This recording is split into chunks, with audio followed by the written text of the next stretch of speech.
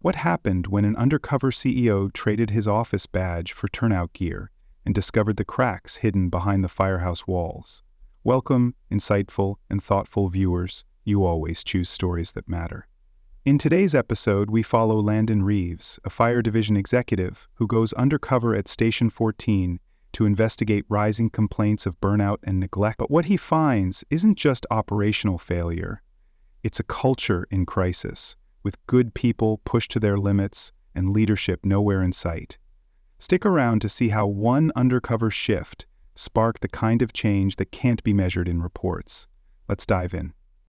Landon Reeves sat in his corner office on the 15th floor of Red Shield Response HQ, staring at the latest batch of internal performance reviews. On paper, everything looked acceptable. Station 12 in Ridge Point reported stable response times, solid call volumes, and average incident resolution metrics. But something didn't sit right. The station's employee turnover was more than double that of its neighboring units. Anonymous employee feedback flagged issues like burnout, toxic leadership, and a troubling mention: "One of us is going to get hurt if no one listens." The most recent report pushed him over the edge. An EMT's account of firefighter Malik James collapsing during a warehouse fire, with no formal incident report filed. When Landon followed up with the regional director, he got the usual brush off. "Just a rough summer, staffing's tight, nothing new." But Landon had read between those lines before. He turned toward the framed photograph of his late father, the founder of Red Shield, a man who believed in boots-on-the-ground leadership. "Don't let a report replace your instincts," he used to say. For the past 2 years, Landon had tried to modernize the company: metrics, efficiency dashboards, quarterly reviews. But now he realized he'd also grown distant. Station 12 had slipped through the cracks under his watch. He couldn't fix this through HR emails or corporate training videos. If the leadership there was failing, and if firefighters were suffering because of it, then Landon had a responsibility to find the truth. He reached for a legal pad and wrote 2 words in bold ink: "Go in." The decision wasn't impulsive, it was overdue. Too many senior managers relied on filtered reports, sugar-coated by layers of approval. Landon needed to see what was happening when no one thought the CEO was watching. He would enter Station 12, not as a chief executive, but as Nate Lawrence, a mid-career firefighter transferred from a downsized out-of-town unit. No press, no memos, no suits, just a name tag, an old turnout jacket, and the willingness to listen. This wasn't about optics. It was about accountability, and this time, he wouldn't be taking anyone's word for it. Landon spent the weekend transforming himself from corporate executive to blue-collar transfer. Gone were the pressed shirts and polished shoes. Instead, he dug out an old, weathered turnout coat from his rookie days, one that still smelled faintly of smoke, and paired it with scuffed boots, faded jeans, and a thrift store duffel bag. He dyed his salt and pepper hair slightly darker, trimmed it shorter, and let a couple days of stubble roughen his jawline. To complete the look, he swapped his designer glasses for a scratched-up pair of standard safety frames, and practiced answering to the name Nate Lawrence. A longtime friend in HR, trusted and discreet, slipped Nate into the Red Shield employee database as a lateral transfer from a recently decommissioned station across the state. It wasn't unusual for seasoned firefighters to be reassigned, especially during summer when call volumes surged. The backstory held up well enough. No social media, no recent family ties, just a guy with experience looking to start fresh somewhere quieter. When he arrived at Station 12, no one looked twice. The entry was through a side door near the equipment bay. No grand welcome, no formal tour. A half-asleep lieutenant glanced at his file, then nodded toward an empty bunk room. "You're bunking with OTs. Drill rotations on the fridge. You're up for an early rig check tomorrow." Just like that, Landon vanished into the daily churn. No one recognized him, and that's exactly what he needed. Behind the soot-streaked helmets and the unspoken hierarchy of the station, Landon would finally see the truth, not through meetings or memos, but through burned knuckles, night shifts, and what the crew whispered when they thought no one important was listening. Landon's first day at Station 12 started before sunrise, the smell of stale coffee and motor oil already thick in the air.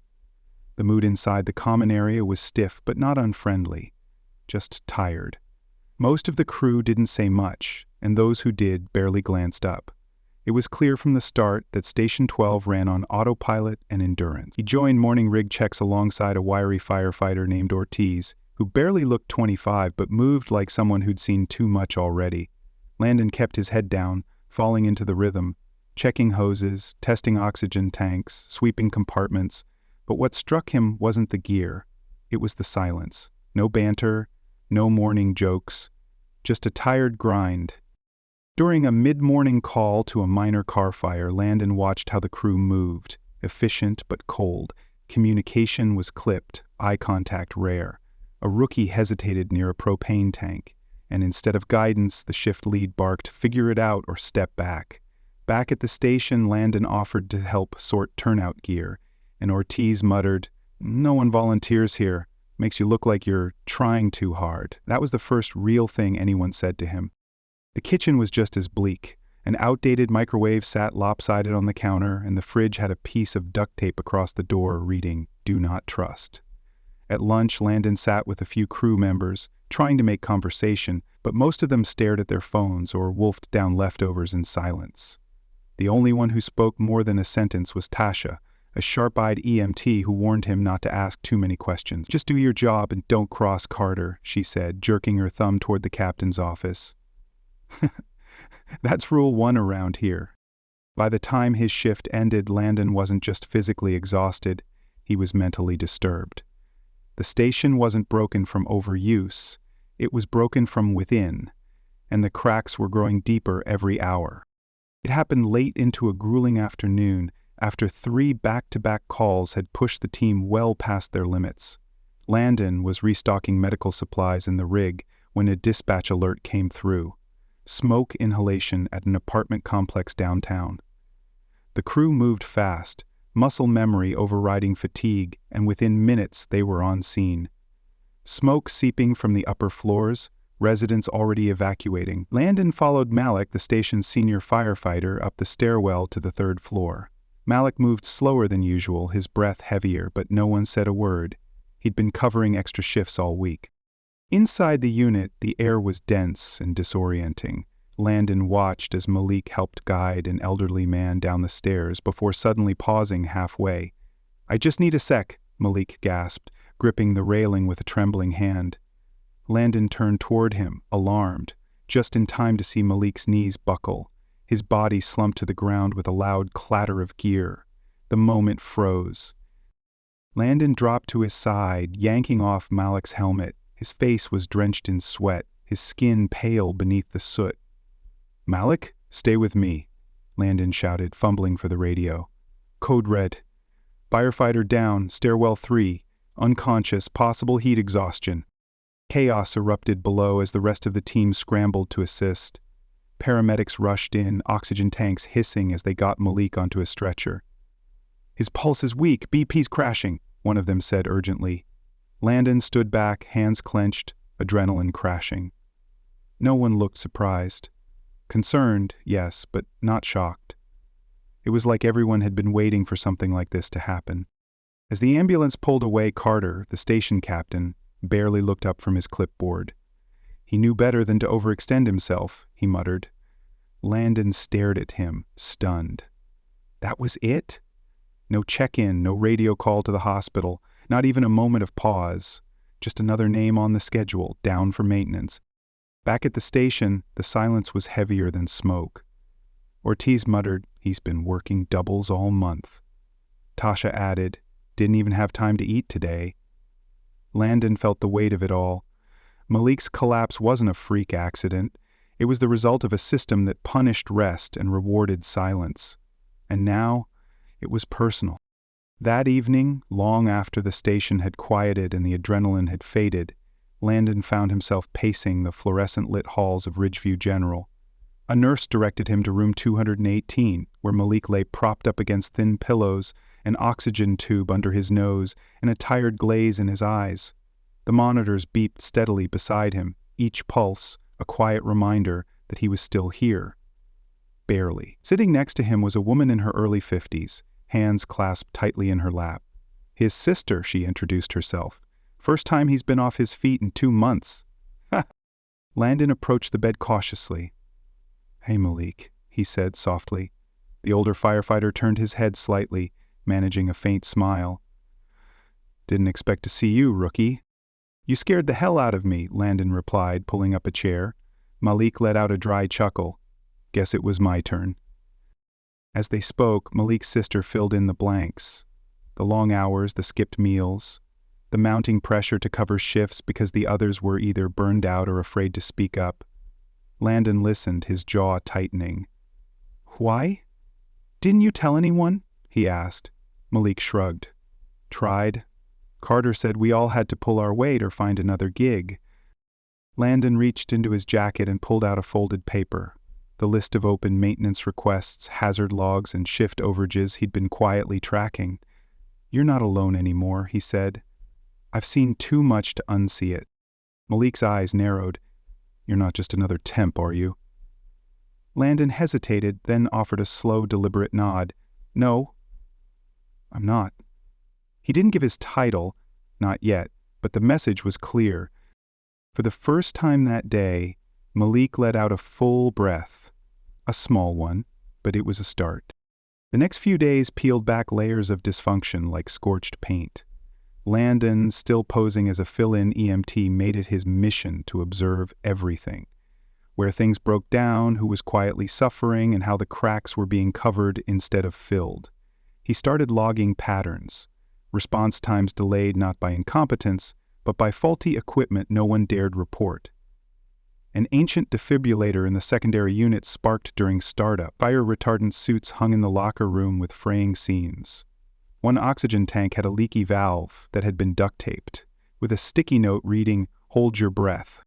Worse than the gear was the silence. No one dared question Carter, the station's commanding officer, who ruled not with leadership but with intimidation. The man's presence alone drained the room. Snide remarks during debriefs, jabs at younger crew members for asking too many questions, and icy glares that shut down any concern before it became a complaint. Even seasoned staff like Ortiz and Tasha kept their heads down. It's not worth the blowback, Ortiz muttered one afternoon when Landon brought up the defective lift in the back of the rig. Just push it slower and hope it doesn't jam. The scheduling was just as brutal. Rotations were changed at the last minute, sleep cycles disrupted, and shift coverage relied on a broken honor system that punished anyone who called out sick. Malik's incident hadn't changed that. If anything, it had made the crew more anxious. You saw what happened, Tasha whispered. He drops, and all Carter says is, told you so. Nobody's safe. Landon's notebook filled quickly. Quotes, times, observations, even photos of exposed wiring and a grease-stained safety bulletin that hadn't been updated since 2018. What struck him most wasn't just the neglect, but the normalization of it. The staff had adapted to dysfunction because it was safer than speaking up. They joked about injuries, rationed supplies like it was wartime, and drank bad coffee between double shifts to stay upright. Respect had eroded into survival. And trust? That was a luxury no one believed in anymore. Standing alone in the back bay one evening, Landon stared at a cracked foundation tile beneath the rig and realized the truth. The rot wasn't hidden, it was institutionalized, and it ran deeper than any single bad manager. The flashpoint came during a sweltering Thursday afternoon when the station received a distress call about a multi-car pileup on the interstate. It was the kind of call that demanded coordination, speed, and trust, but what unfolded instead exposed the full extent of the dysfunction. Landon was riding with Tasha and Ortiz in Rescue Unit 2, already dealing with a faulty comms radio and a stretcher with one jammed leg. As they pulled onto the scene, the chaos was immediate. 3 vehicles crumpled together, smoke curling from a ruptured hood, and a young woman trapped behind a bent driver's door. Tasha moved quickly, calling for backup and assessing vitals, while Ortiz began stabilizing the vehicle. Landon slid in with the jaws of life, trying to coordinate timing with the crew from Engine 1, Carter's crew. But Carter wasn't assisting. He was barking contradictory commands, standing off to the side, arms crossed, criticizing more than helping. You're taking too long, he shouted. We should have had her out by now. When Landon responded, we're prioritizing safety. The structure's unstable. Carter stormed closer, grabbing the shoulder strap of Landon's vest. Then maybe let someone else handle it, rookie. That's when the unstable leg of the stretcher snapped during a transfer attempt. The woman nearly slipped, and Tasha let out a cry as she caught the top rail just in time. Everyone froze. The moment passed in seconds, but the weight of what could have happened hung in the air like smoke. Landon stepped forward, jaw clenched. That stretcher's been on the repair list for months, he snapped, and you've ignored every damn request. Carter spun on him, nostrils flaring. You don't speak to me like that. You're a temp. I make the calls. No, Landon said, yanking off his helmet. You don't. Not anymore. He straightened, face slick with sweat but voice unwavering. My name is Landon Grayson. I'm the owner of Grayson Emergency Services. And I've spent the last week watching you endanger this team. A stunned silence followed. Ortiz stepped back. Tasha looked between them, eyes wide. Carter's bluster drained in real time. You're joking, he muttered. I wish I was, Landon said. But what just happened? That's the last straw.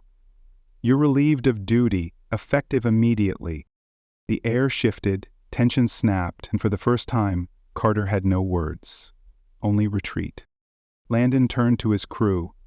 We finished the rescue, together, and this time, they did. Back at the station later that evening, the crew buzzed with a tense sort of anticipation. Word had traveled fast. Landon Grayson wasn't just a new guy helping out on calls, he was the man at the top. And he hadn't come with cameras or speeches, he'd come with questions, bruises, and a notepad. As the crew gathered in the briefing room, Landon stood before them, this time not in uniform, but in a navy polo embroidered with the Grayson Emergency Services logo. No helmet, no alias, just the truth. I want to start by saying I'm not here to embarrass anyone, he said, voice steady. But I am here to be honest. I've spent the last week working alongside you, watching how this place runs, listening to how you survive shift after shift. He looked around the room, pausing on faces that now saw him differently, not just as a CEO, but as a witness. What I saw was strength under pressure, but I also saw fear, broken systems, ignored safety protocols, and a culture that punishes honesty. Landon turned to Carter, who sat rigidly near the back, arms crossed but eyes uneasy. And I saw leadership that values control over care. Carter opened his mouth, but Landon raised a hand. Don't. The time for excuses is over. He continued, your actions ignoring safety hazards, retaliating against staff who speak up, failing to file critical maintenance reports, endanger lives. Not just your teams, but the people we're sworn to help. Then, with calm finality, you are terminated, effective immediately. You'll be escorted off the premises, and an HR representative will follow up regarding your benefits and final pay. Carter stood abruptly, muttering a curse, but no one moved to defend him. Not this time. The silence wasn't awkward. It was a quiet confirmation that this had been a long time coming. As Carter walked out, Landon turned back to the room. This is the start of something different, not just replacing one person, but repairing the culture they damaged. He paused. You deserve better, and starting today, we will build it together. The silence that followed wasn't heavy.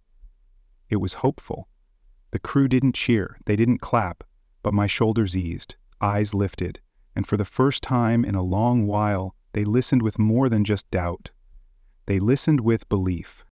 The next morning, Landon didn't arrive with a speech. He arrived with coffee, clipboards, and an open-door invitation. He cleared out the corner conference room, placed a sign on the door that read, Crew Talks, No Rank, No Repercussions, and waited.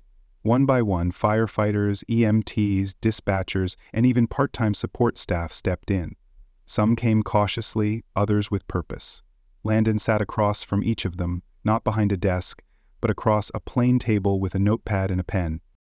He asked only one question to start. What's not working for you? The answers came slowly at first, but then built into a wave of candor that was impossible to ignore. A junior EMT spoke of denied training requests and being sent on complex calls without a senior partner. A mechanic pointed out how rigged checklists were often forged because no one wanted to admit equipment was broken. A dispatcher shared how complaints were quietly dropped if they made the wrong person look bad. One firefighter revealed he had started therapy after a traumatic call, but was mocked for it behind his back. Landon didn't interrupt. He didn't try to explain. He just wrote, listened, nodded. When each session ended, he looked each crew member in the eye and said, "Thank you, what you said matters, and it's going to be acted on." Word spread fast. This wasn't performative. It was personal. For the first time in years, staff spoke without fear of punishment. And more importantly, they started to believe that what they said could actually change something. Landon wasn't just listening, he was building the foundation of trust, not through policies, but through presence, and that made all the difference. Within 48 hours of Carter's termination, Landon Grayson had already signed off on the first wave of changes, and they weren't symbolic. Every outdated checklist, broken rig component, and ignored policy was on the table.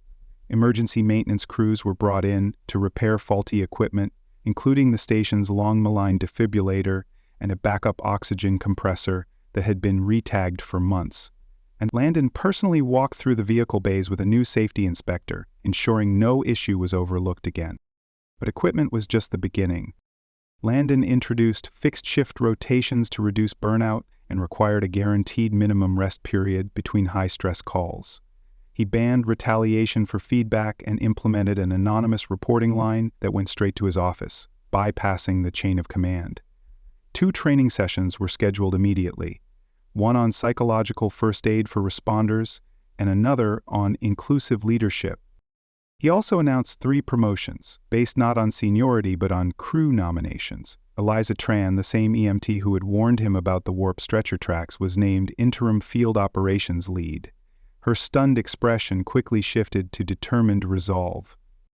Finally, Landon rolled out a new leadership audit program. Every station manager across the region would be reviewed, not by stats, but by their people. "You don't lead by barking orders," he said at the station meeting. "You lead by making others feel safe, seen, and supported." The energy shifted immediately. Whiteboards were wiped clean and rewritten with renewed focus. Old complaint files were pulled, reviewed, and finally addressed. For the first time in a long time, reform didn't feel theoretical. It was visible, tangible, and the people on the floor could feel it in the air. Change wasn't coming someday, it had arrived. Restoring the culture at Station 14 didn't happen overnight, but it began the moment leadership became human again. In the weeks that followed Carter's removal, the energy inside the station slowly shifted from guarded exhaustion to cautious engagement. Landon made it a point to show up at odd hours, not to supervise, but to be present, joining night crews for coffee, riding along on high-stress calls, and listening without a clipboard in hand. The break room, once silent and stiff, began filling with quiet jokes and shared meals. Eliza, now field operations lead, coordinated morning huddles where updates were shared transparently and concerns could be raised without fear. Crew members who had kept their heads down for years started voicing ideas, like rotating debrief partners to help newer EMTs process difficult shifts. The incident wall, once covered in passive-aggressive memos, was cleared and replaced with photos of team milestones and thank you notes from the community. Little by little, trust returned, not because of policies, but because people felt seen. For the first time in years, Station 14 didn't just operate efficiently, it felt whole. The culture was no longer about surviving the shift, it was about supporting one another through it. And that changed everything. As Landon Reeves stood beside the station's bay doors, watching the morning sun filter through the quiet hum of readiness, a deep sense of clarity settled over him. Just weeks ago, Station 14 had been suffocating under a culture of silence, fear, and burnout, its purpose buried beneath broken leadership and unchecked pressure. But now, laughter echoed softly from the break room, and the crew prepped their rigs with a renewed sense of calm and connection. Landon knew the reforms he implemented hadn't fixed everything, but they had opened a door. By trading his title for time on the floor, he hadn't just observed the problem, he had felt it. And that changed how he led. The biggest lesson? Proximity matters. You can't fix what you won't face, and you can't lead people you don't know. True leadership wasn't about commanding from the top. It was about showing up where it was hardest, listening when it was quietest, and rebuilding where trust had eroded. Landon wasn't returning to his office to manage from afar. He was taking what he'd learned here and using it as a blueprint for the entire division, because culture isn't restored by policy. It's restored by presence, shift by shift, person by person. The story of Landon Reeves and Station 14 offers a powerful lesson about leadership, accountability, and the value of showing up. For too long, Landon relied on reports and filtered updates to manage his division, unaware of the toxic culture festering beneath the surface. It wasn't until he traded his title for turnout gear and embedded himself within the daily grind that he saw the truth. People weren't just overworked, they were unheard, unsupported, and burned out by a system that prioritized optics over well-being. The biggest takeaway is this: true leadership starts with humility. Titles don't earn trust, presence does. By stepping into the lives of his team, Landon didn't just witness the cracks, he felt them, stood in them, and used that knowledge to rebuild. He learned that reform doesn't begin with policies, but with people, and that sustainable change requires listening, empathy, and action. The story reminds us that culture is shaped by those at the top, but defined by those on the ground. When leaders take the time to understand the realities of their teams, they don't just fix problems, they build environments where people can thrive. Leadership, at its best, is earned through action, and Landon proved that, one shift at a time,